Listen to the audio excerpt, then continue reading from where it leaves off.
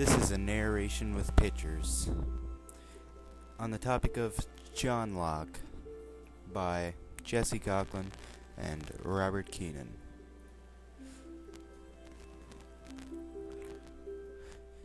John Locke was born on August 29, 1632 in Wrington, Somerset, England, the son of another John Locke and Agnes Keene. Both were Puritans, which meant people seeking purity of worship or doctrine.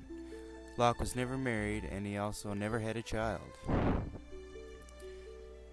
Locke's beliefs were similar to that of Thomas Hobbes in the way that they both believed that human nature allowed men to be selfish, and in a natural state, all men were equal and independent.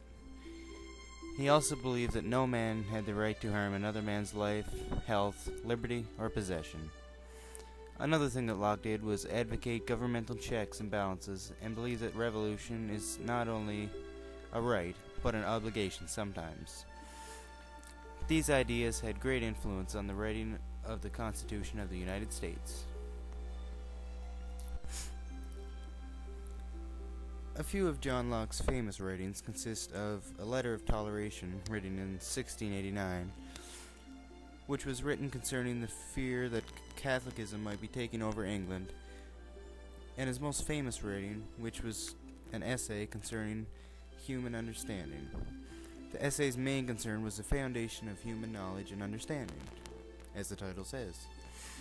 He states the mind at birth as being a blank slate, which fills with knowledge as time goes on. This essay influenced many enlightened thinkers.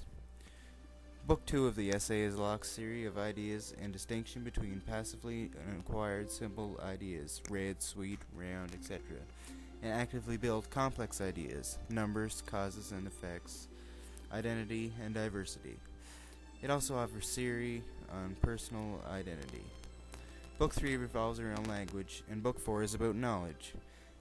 His last famous work was his writing on the reasonableness of Christianity as delivered in the Scriptures. Locke's views on government are mainly expressed in two books he wrote called the Two Treatises of Government. Locke defended the proposition that government is set on popular consent and that rebellion is an option when the government doesn't defend the rights of life, property, and freedom. In his first treatise, he directed on criticizing Robert Filmer and the Patriarchia, which was a sustained attack in the defense of divine monarchy.